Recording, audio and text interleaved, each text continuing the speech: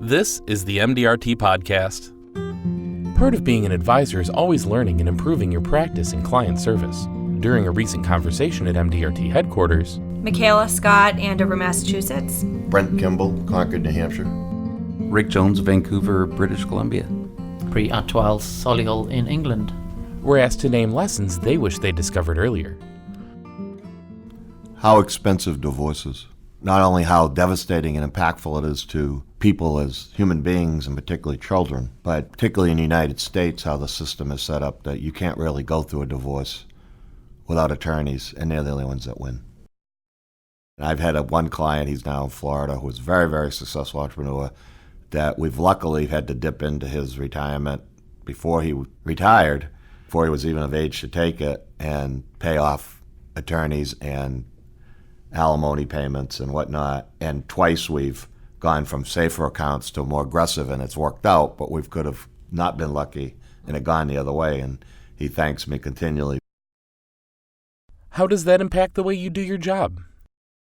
So as an advisor, as it relates to divorce, there's a lot of things that you do. First of all, I've had a lot of clients who've been single up until they're 40 who have amassed large estates, and I insist that they go see an attorney and get a prenup. It doesn't always work. I've had some of the spouses-to-be say, well, if we're getting a prenup, then we're not getting married, and hopefully they would not get married, but in some cases they have, and it's come back to actually haunt them.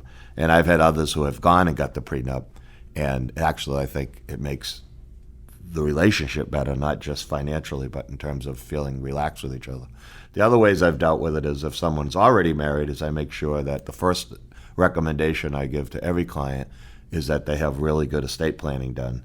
And I actually go to the meeting with them if they want me to, and usually they do, whether they're using their estate tax attorney or one that I recommend, to make sure they have all of the stuff in place, particularly nowadays where there's so many blended families.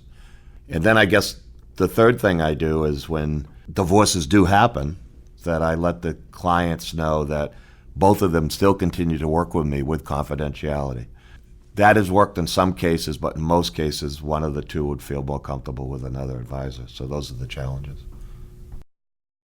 Something I wish I knew sooner. It actually was advice given to me, like most people who are MDRT members, go to the meetings, have mentors from the MDRT family and community. You are told so many great things when you start to set you on the right track, the right foundation. And I was told that we have a privileged career in that we're in our clients' heads, their hearts, their medicine cabinets, their wallets. It's something to not take lightly, and it's really humbling. And I got that, a little bit. And then as you mature, and I've gone to my first funeral of a client, and that is when I got it.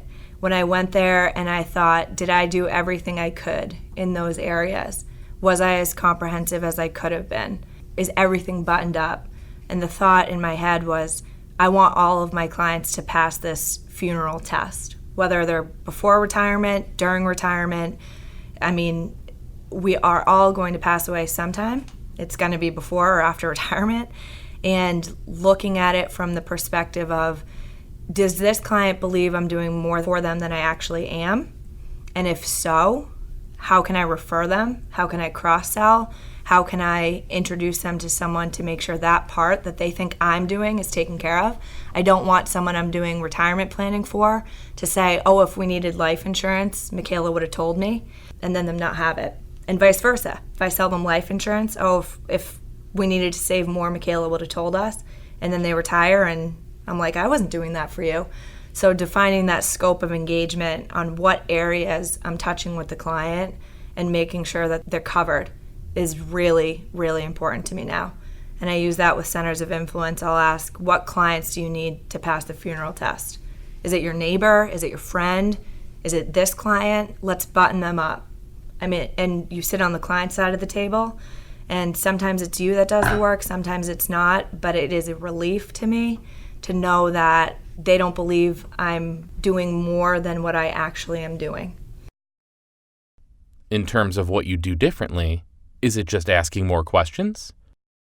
Yeah, so I wish I took that approach more seriously when I started, because of course you're excited to do business. Sometimes you're in and out, and it can be transactional. If you're referred in to do life insurance, that's what you're going to touch. and you don't want to rock the boat with clients. And now it's more, this is my responsibility. I believe it's my responsibility, so I'm going to ask you these questions, and it's because I'm a professional. I think it comes from confidence as well, to know that you're entitled to ask those questions of a client. You do need to know about their health. You do need to know about what's in their heart and what they're passionate about.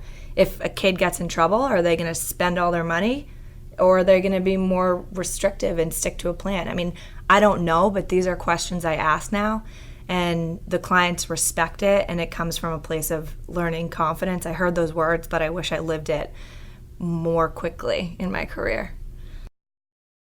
I think something that I wish I had taken to heart more earlier, but I have probably in the last 12, 13 years, was to ask the questions and shut up. What I used to do was I would ask the questions and then answer them because I was the guy who knew the answers. But the problem was they were my answers, and that didn't matter. So it was actually, I think it's right around the time where I started really making core to the table and then top of the table, was just ask the questions and be quiet. And it's an amazing thing. They'll tell you what they want to do. Yeah, on myself, the biggest thing I've probably learned is just to relax. Moving on from your point, Rick, relax in the meeting and remember you're there to help them. I often, in the car journey to an appointment, just breathe in for 5 minutes and think, okay, I'm here to help them. It's not about X amount of commission or fees or this. You can get in such a rat race of starting to think about money. Just to breathe in and relax. No, I'm coming as a professional financial advisor to sit with you as a client, and I'm going to help you. So just walk in, relax, and listen. So that's one of the biggest points. The other big game changer for me was, instead of going down that word of being transactional, is focusing more on where are you heading, Mr. or Mrs. Klein, in the next few years, a 3-year or a 5-year goal, and getting them to answer that. They often find that very uncomfortable because there's not many people on the planet who'll actually ask you that question, including your friends. But on answering that question, it'll get a better understanding on ensuring my firm and my team work closer for the client's goals. And just be more confident. I 100% do think that being around MDRT members, learning MDRT information, does give you more confidence with the clients. And I think that's with confidence. How has your style changed when it comes to relaxing? And how do you see the effect on the client? Relaxing is making sure you're in charge of the meeting. So with myself particularly, it goes at the pace that I dictate. So if I walk into a client's room and there's stress, I'll just slow down and I'll just go with the pace and I'll let them naturally calm down.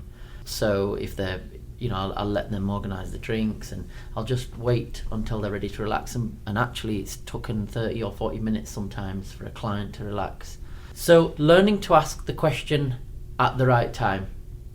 So for example, my 3-year goal question, if you ask a question like that when someone's very, very technical and very, very fast, very stressed about certain issues that have occurred during the day, you'll get a very quick short answer. Just wait and just listen them out. How has your day been? What's going on? What's in your world? That's my view on it. I think for me, relaxation has come during the process, not just the meetings, but how you follow up as an advisor. Once you stop caring about yourself and the results and how quickly it will get done, and you can get on track to pace the client, it also gives you the freedom and confidence and relaxation to create a sense of urgency for the client and to help them set goals because they understand you're on their side. So if I leave a meeting and I'm thinking, they really have to save, they're spending this money on something they are going to regret, I need to encourage the client to have a sense of urgency about changing this, and I need them to not put it off. Whereas before I would be like, can I call them yet? It's been a week. Oh no, what if I send this email? And it comes from the heart, and generally it ends in the right place. So I think the relaxation after the meeting and just getting on that page with the client, it's so much confidence, and I can say MDRT gives you that confidence. So that's been important to me.